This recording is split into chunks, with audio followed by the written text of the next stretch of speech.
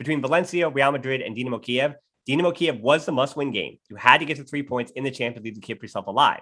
But it didn't really matter how you got those 3 points against Dynamo Kiev. Where against Valencia and Real Madrid, if you don't play well and you don't bring your A game, they were going to turn you inside out. But Dynamo Kiev just doesn't really have enough attacking weapons as they proved, nor do they have the game plan to really take it to Barcelona. So for Barca to just get 1-0, it doesn't matter because it really just comes down to getting the 3 points. And you don't even worry about the goal differential in the Champions League. You just worry about beating Benfica next time. And I mean, maybe pulling off some kind of miracle against Bayern Munich. But again, if they beat Benfica, then they've done their job and they can move on to the next round because of that draw between Kiev and Benfica.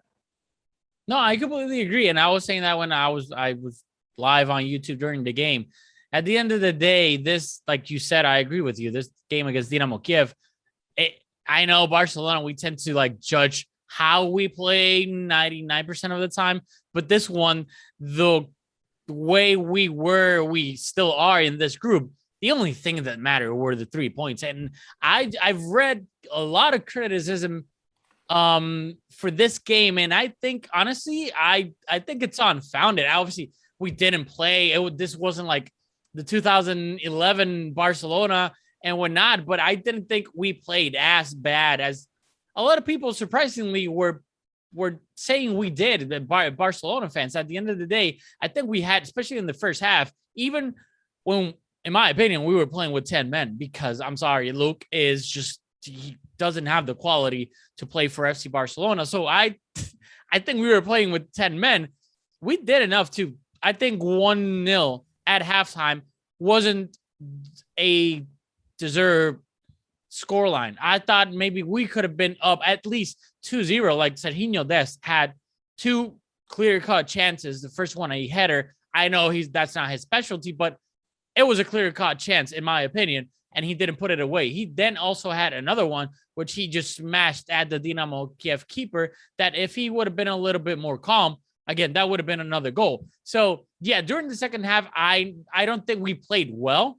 But I don't know. I don't have a magic ball. I don't know the exact reason.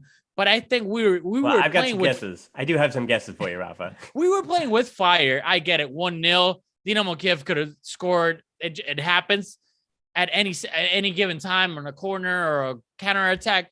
But I just thought that just in the back of their minds, they were like, Dynamo Kiev aren't like creating that many clear-cut chances, basically none. We do have Real Madrid Clásico in a few days. So I think, I don't know if the players like consciously were doing it, but maybe unconsciously they just had the handbrake on and we're just like, hey, let's just pass it around, not force it that much. Because honestly, I didn't see, even though we weren't creating during the second half much danger, I didn't feel like Dynamo Kiev were going to tie the game technically at any moment. Yeah, I had a little list here, again, coming from the 5 headlines I do for YouTube yesterday. Do you want to start with the positives and the negatives I have? Hey, I'm a always glass half full person. Let's go with the positives first. Okay, let's start with the positives. My first positive here for you is I thought the shape of the midfield coming off the Valencia match. So one of the big things that before the international break we were talking about, a lot of it was Busquets. And a lot of it was De Jong's positioning and the fact that De Jong had to make a lot of runs into the opposing box because Barca just don't create enough from their forward line, with the exception of what we saw Ansu do against Valencia and Levante. And then Memphis, when he's able to play off somebody like Pedri, I think those two have already started to play well. But when you have a Luke De Jong up top, there's a lot of work that Frankie De Jong has to do to get in behind and make himself dangerous in the box. And that leaves that positioning and that space between he and Busquets. It doesn't work. And then even if you brought him really close to Busquets, it doesn't work either because that double pivot, just the dribbling nature of De Jong doesn't fit with the way that Busquets passes the ball, in those small spaces and those tight spots. But I thought the shape of this midfield, even though Barca, in theory, were kind of in a different formation than they were against Valencia, it wasn't exactly that 3-5-2. It was a little bit altered to, you should call it a 4-3-3. I think you would call it against Dynamo Kiev. But I think Busquets and De Jong, even in that version, and as the formation changed a bit, they still kept the same position, where as Barca build up out of the back, and you lost Eric Garcia and replaced him with Lenglet. And I want to talk about Lenglet. He actually is in my positives, Rafa. But as far as the positioning of Busquets and De Jong, I thought they complemented each other well again. And if those two are on the same page, which I felt like they were 2 straight games, that does bode well, not only for Barca's attack, but how solid their defense is, right? So I know that we always think of football in terms of what is Barca A doing with the ball, and B, how many goals did they score, and what does it look like when they're playing for? But as I had said on the on the show earlier in the week, I want to see Barca defending on the front foot, and I think that Busquets and De Jong did that against Dynamo Kiev. So I was happy to see that, and that's one of the big reasons why Dynamo didn't have any shots on goal. It wasn't just because they were bad; it's because Barca's midfield and Busquets and De Jong suffocated them because they had really good positioning next to one another, and I was happy to see that.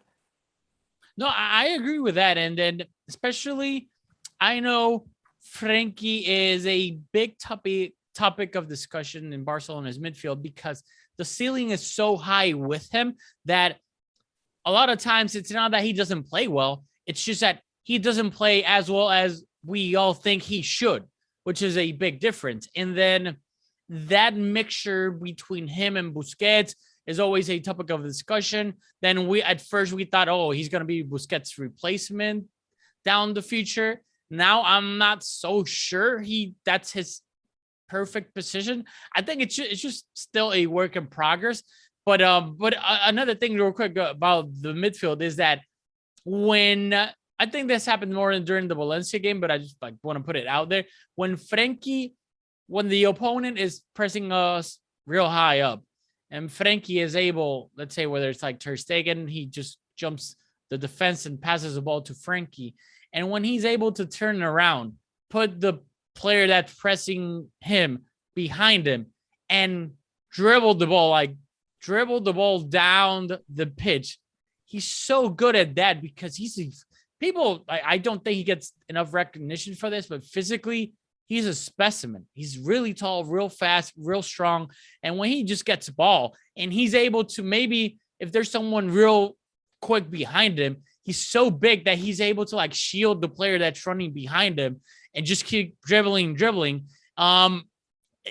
He can create so much because of that. During the Valencia game, his end product doing that, I think if he was a little bit more, what's the word that I'm trying to look for?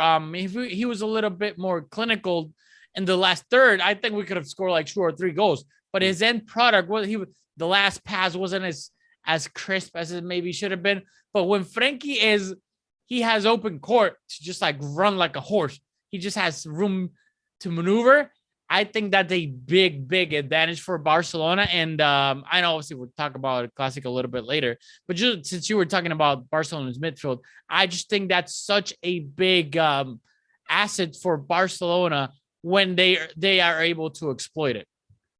Yeah, and I don't want to think of that midfield of Busquets and De Jong because we've already seen them now for multiple years together. And you think, oh, they can't get better, they can't improve. But system and understanding of space can change based on what the jobs are of other players, right? So I think, again, it's good to see, even though, Busquets, you're not going to say that, oh, if you win 1-0, then no one played it well or XYZ. But again, I think their positioning was good. And yeah, I would have liked to see more offensively out of De Jong. His balls weren't great. I mean, he wasn't really finding himself offensively in that game, but as I said, defensively, I was happy with it. And speaking of the defense, I want to ask you who your man of the match was, because I think there were only 2 choices, truly 2 choices. So, I mean, give me your man of the match. And I think I've got good things to say about both our options. They were the 2 best players in the game by far. To be fair, I know I've always been a Pique stan. Even though he gets criticized a lot, I think more often than not, it's a little bit, don't get me wrong. There's games where he's horrible, but he's really old right now. And for the most part, I think the way throughout his career, without being the fastest guy ever on the pitch, because it's not like he's slow now. He's always been slow, but he's been so good at positioning himself on the pitch for the most part throughout his career to make up for that. And then I think he's just, yes, he has some blunders here and there more now because of his age. But I just the ugly truth is whether it is something good or not. Before Araujo, he was our best center back. Now that Araujo has like come through, I think Araujo is our best center back, but I think Pique is still our second best center back. Whether Culés think that's not good at all, but I still think he's one, and I think he should. And real quick, I think he's so underrated because of all the off-pitch shenanigans that he's done throughout his career. And I think it's just, I think I don't want to get in this discussion here real quick, but the whole Sergio Ramos versus Pique throughout their careers, to me, it's mind-boggling how with some fans, and not even Real Madrid fans, because it's obvious that they're going to say Sergio Ramos. But like when you bring up this topic, Pique versus Sergio Ramos, it's like when you say that you think, in my opinion, Pique has been a better defender than Sergio Ramos throughout their entire careers, people look at you like, gasp, like, what? Pique? Like, obviously you can have your opinion. I'm not saying you're right or wrong, but like the sheer like gasp in people when you say that you think Pique has been better, it's like, wow, like even if Sergio Ramos is better, it's not by that much. So to me, it's still like, it just shows how underrated Pique, in my opinion, has been throughout his entire career.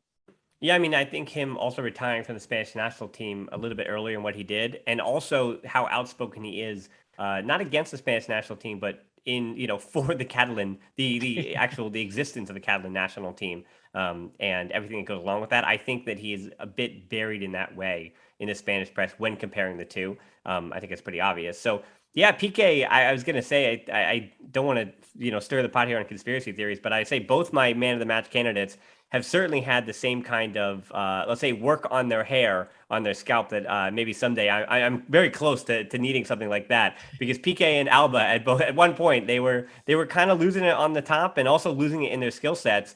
But whatever hair that was put on Jordi Alba's head, so he was my man of the match, because, I mean, he looked absolutely terrific yesterday. Let me add to the Pique point. Totally understand the argument. He winds up scoring the first goal in the Liga in the post-Messi era. He scores the first goal in the Champions League in the post-Messi era. Yesterday, he was 7 for 9 on long balls, 6 of 7 on aerial duels. And actually, what was most impressive was not the Pique performance, was the fact that he bounced back from Valencia in the way he did in this, and I want to make very clear, that Valencia was a 3-1 victory. Dynamo Kiev was a 1-0 win. Right? But Pique was leagues better against Dynamo Kiev than he individually was against Valencia, right? So I think it's always difficult, and people have a hard time saying, well, we have a list of good players, we have a list of bad players, right? So bad players, when Barca struggle, are the ones who are doing poorly, and when Barca play well, then the good players are the ones that always have to do well, right? And we kind of try to put them in different pots. And Pique can be bad when Barca are good, and Pique has proven to be good when Barca are bad, right? And so I thought Pique was good in that match and certainly could have been the man of the match. But for Jordi Alba, 5 of 10 on his crossings, on his crossing, and it's not that he's such a step up from Dest for his crossing, but there's just, I mean, it's obviously more precision, it's more dangerous. If not for Jordi Alba, I wouldn't have even mentioned Luke de Jong. I mean, we don't need to do the Luke de Jong thing. Everyone rolled their eyes. Like, he's not going to be there. Like, don't worry about it. Like, I don't want to even waste time on it. But Jordi Alba even made him relevant, right? Like, if not for Alba, he doesn't even get that opportunity to sky that header, right? He doesn't even get that opportunity for that ball to fall for him where I think he skied it over, right? And then the 2 big chances that Alba created, one of which was a goal, 3 of 4 on long balls. But most importantly, I think for Alba, and why he was my man of the match, even over Pique, Jordi Alba returned to the lineup, dictated the way that Barca played. And that's why I was so impressed by what he did. He wasn't just dangerous on the left flank. He made Dynamo Kiev take what was supposed to be a kind of regular, even keel, protect the center of the field, low block. And he was so dangerous on the left side, they had to start strong siding the left side of the field. And so the reason why I think he was so good in the first half was he had that room to roam, yes, but he also was purposeful with that space. And then in the 58th minute, when Coutinho comes on the field for Ansu Fati, and I don't want to already start the negative thing, but my first negative is the Coutinho thing. I'm leading you. I want to do Langley first on my positives, but to the Coutinho thing, to me, it's a positive about Jordi Alba, that when Coutinho came on and that left side became a bit clogged and much easier for Dynamo Kiev to defend, then Kiev, again, we're not really troubled anymore by Alba, and Alba was defending a bit more. So it just tells you that when Alba was getting forward and making an impact and there was space for him to run into in the left side, Barcelona was just so dynamic. They were passing the ball better. It was quicker. They were just more organized. And then the second half, when he wasn't getting forward as much, his last ditch defending stopped one of the better Dynamo attempts in the second half. So he did his job defensively. And there's not much more I can ask from him on the attacking side of things, where he was putting dangerous balls in. And I mean, between him and Dest, they were the two. I mean, you could argue that Dest and Alba were definitely creating more. Well, they were statistically creating more XG than Memphis and Luke de Jong did in that first half, and it's not close. And that tells me that when you actually do get players who aren't Luke de Jong in your middle, in the middle there, and Memphis again can combine with Anzu, whoever else may be, maybe Aguero's got something, then you're going to put yourself in a much more dangerous, right? Those chances are going to be converted. And I don't want to pin it all on Luke de Jong, but I think that that's why Jordi Alba, to me, I think he dictated the way Barca plays.